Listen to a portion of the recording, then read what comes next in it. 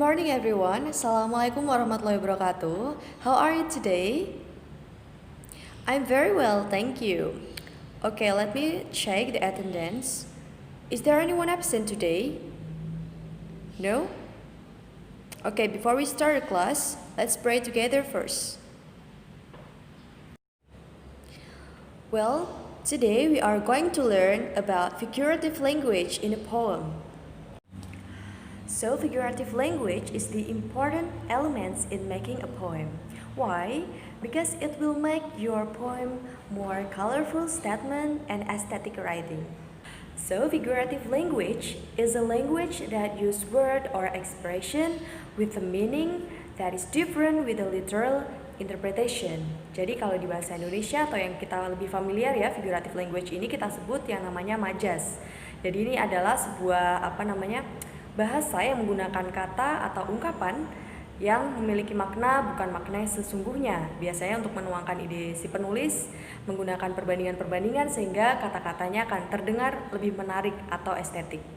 Well class, how many figurative language do you know? So in this opportunity, I'm going to tell you about personification and then metaphor and simile.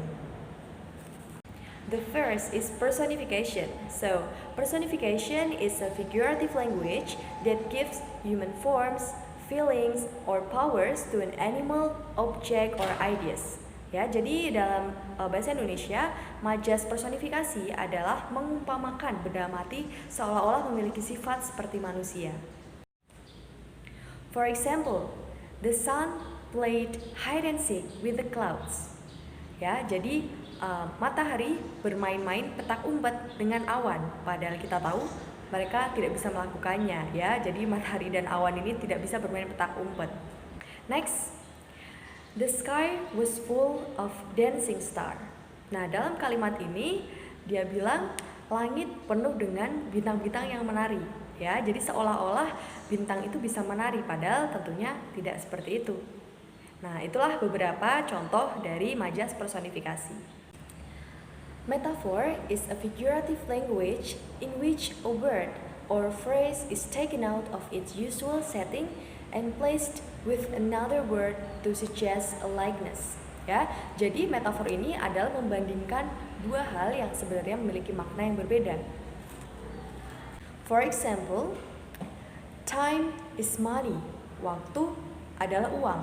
Ya, jadi membandingkan dua hal yang berbeda. Yang kedua, my love is a red rose. Cintaku dibandingkan dengan bunga mawar merah. The third is simile. Simile is a figurative language in which two quite different things are compared because they appear to be similar in at least one character.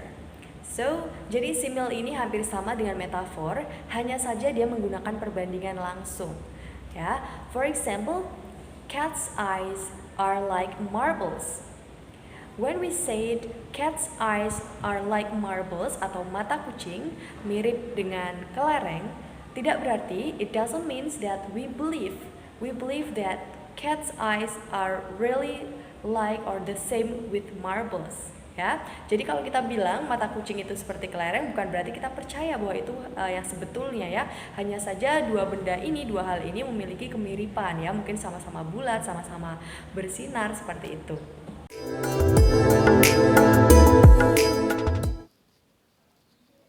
Pembelajaran tanggal 4 November 2020 melalui WhatsApp Group.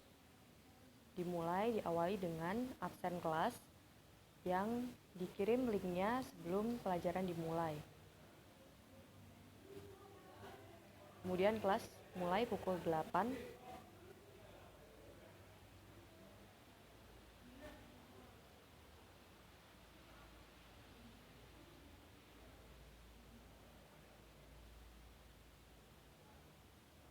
Kemudian berlanjut ke materi mengenai figurative language. Menggunakan media belajar juga berupa video pembelajaran yang diambil dari YouTube, dan siswa memperhatikan dulu sekitar 10 menit sebelum kemudian dilanjut diskusi dalam grup WhatsApp.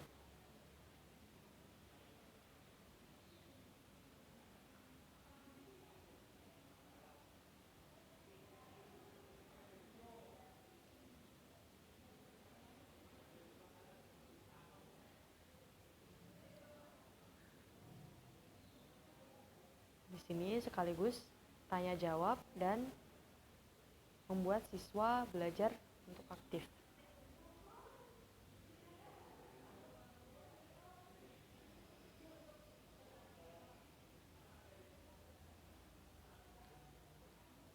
Ada juga beberapa contoh yang diberikan dan beberapa exercise agar siswa belajar untuk menerapkan apa yang sudah dibahas sebelumnya. Kemudian terakhir sebelum ditutup, jadi kelas dimulai pukul 8 hingga pukul 9. Ada closing statement atau kesimpulan.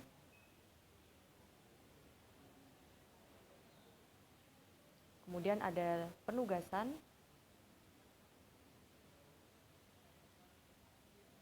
Dan kelas pun selesai. Tidak lupa untuk mengingatkan siswa tentang tugas dan absen jika ada yang belum mengisi absen.